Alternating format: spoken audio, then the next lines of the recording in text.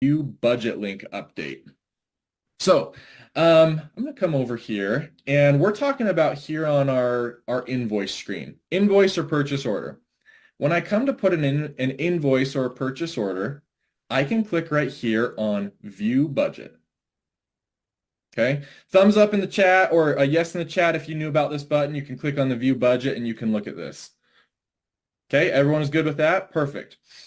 Now, historically, there's been some confusion about what exactly is feeding into these numbers right here. So we are making updates to make this easier for you to understand what exactly is feeding into this right here.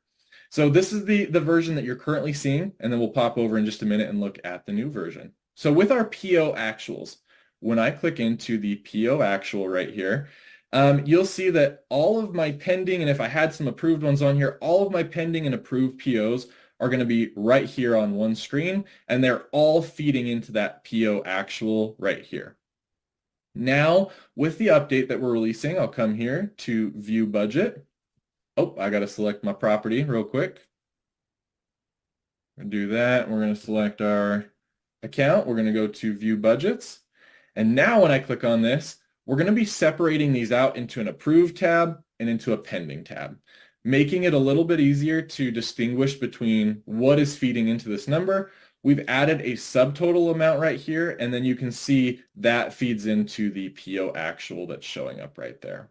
So for our accounting teams or any of you who submit invoices and purchase orders, a little update right there to make it a little bit easier. Now, the second update that we're releasing with this, come back on over here, is for the invoice and JE actuals. So when I click on the invoice and JE actuals, right now you'll see status is pending, and there's no message about how this is being calculated.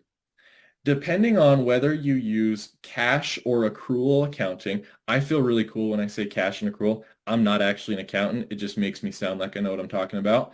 Depending on whether you use cash or accrual accounting, you will now see a pop-up message that lets you know what is feeding into this tab. So if you use cash, you'll see one message. If you use accrual, you'll see another message. And you'll also see that the statuses have changed to better align with how statuses are recognized in Entrada. Okay?